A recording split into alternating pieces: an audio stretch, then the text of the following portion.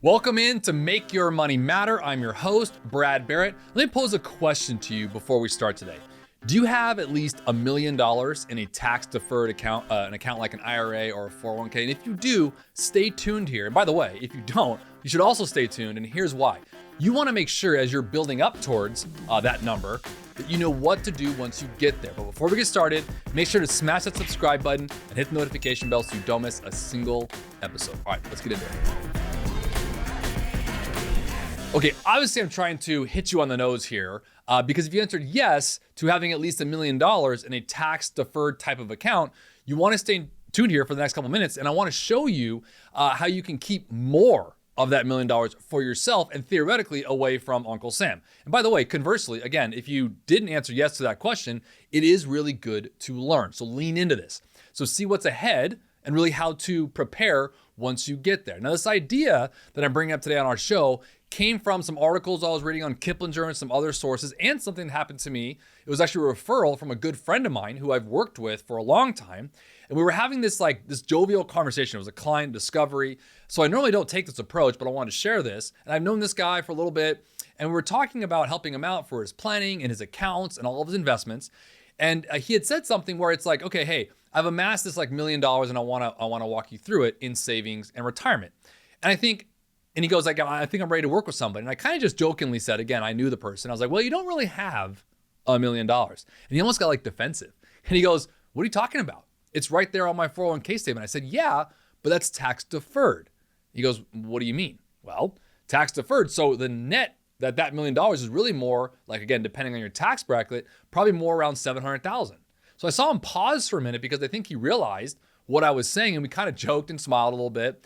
And I think this is important, bringing up what I had with my client here, because I say it a lot on our show. It's not always what you own, but how you own it. And really, it's not always, what the balance on your account or what you make, it's how much you keep. For example, in this conversation, he had a 401k and he was retired, and we were going to roll it over to an IRA so we could help him with it and take care of it, his RMDs and all of that stuff. And in doing so, we kind of get into this conversation of taxes, because when we talk about distributions from a tax deferred account, when you have a distribution, right, it's ordinary income. So there's really very little things you can do to manage that. But I brought that up and I used my conversation jokingly to kind of set the tone a little bit for the conversation we needed to have. Basically, I kicked it off right away and said, look, the conversation we have to have here is more of a tax plan conversation than it is investments, at least to start. We have to understand what we need to owe Uncle Sam before we can understand what we can realistically and sustainably take for his and his wife's retirement. Now,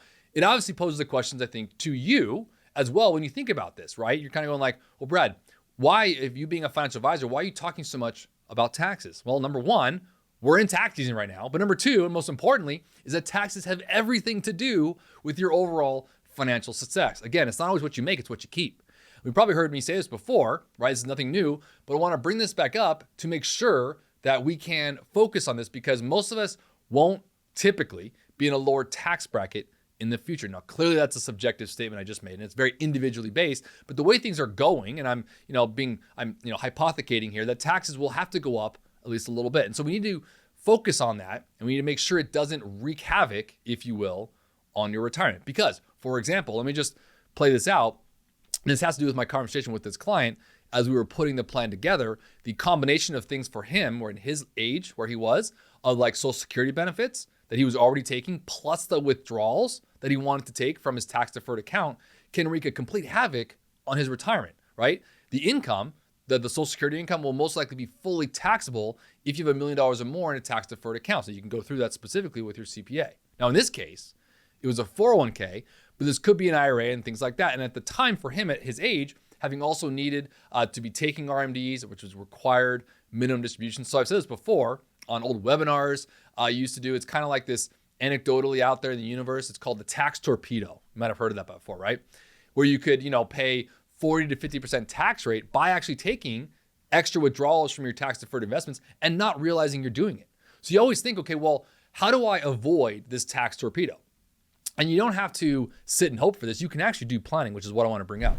So here are 3 things that I want to bring up. Number one, and I talk about this a lot, it's Roth conversions. Now, this isn't for everybody, but it's always on top of my list to talk about with your CPA and with your advisor. A Roth conversion is a great strategy, I think, for everyone to be looking at. Again, doesn't mean you have to do it, but it should be something you look at. They can result in lower RMDs because Roths are not subject to RMDs, which allows you to pay tax at your current rate, which can be lower in the future or higher depending on your situation. And number two is trying to avoid paying higher Medicare premiums. How do you do that? Now, real quickly, you can see that we're not, moving the earth and the sun here. We're just focusing on some granular conversations that most of the time get overlooked and avoid when it comes to things like Medicare premiums. And they have a lot to do with what's called IRMA, which stands for Income Related Monthly Adjustment Amount. Look it up. Talk to your CPA about it. It's basically an extra amount you'd pay for Medicare if your income exceeds a certain level. You want to make sure you look into that, okay? Again, we're talking about keeping your money, not wasting your money, okay? You might amass this $1 million like my client, but we're trying to make sure that we hold that as best as possible, okay? And especially when it comes to tax deferred accounts, and focus on some things that really, again, get overlooked. Roth conversions being one, and avoiding a higher Medicare premiums being number two, and really knowing and understanding IRMA with your advisor. And the third one I want to bring up, and I've already kind of brought this up, is the Social Security tax, and particularly the tax torpedo. Now, a little history here. Taxes were not charged on Social Security benefits before the 1980s. It used to be that if you were owed $2,000 in monthly income from Social Security, you would receive the full amount. Now, today, you likely won't see that $2,000 deposit in your bank account because of taxes unless you plan appropriately. Uncle Sam will always get their share. So try to make sure you maximize your share, okay? We want to make sure that you're planning for this. And you can make plans to avoid paying taxes on things like Social Security by properly planning your distributions and by understanding, again, things like IRMA and the Medicare and how that all plays in. And these are the three things, where there's more, but three main things I want to bring up that I just think are really important. Avoiding the tax torpedo by understanding Social Security taxation, the higher premium, right? Understanding your income relative to your Medicare costs, and then having a discussion with your advisor and your CPA about Roth conversions and what Roth can do for you. And it's good to start now. So don't put this off, because again, understanding, especially during tax season while everyone is speaking with their advisors and their CPAs, it's a great time to plan for next year. And by next year, I mean this year, 2024, when you're filing in 2025. Hey, I hope you enjoyed that today. If you did, make sure to subscribe to our show and hit the notification bell so you don't miss a single episode. And always remember to make your money matter.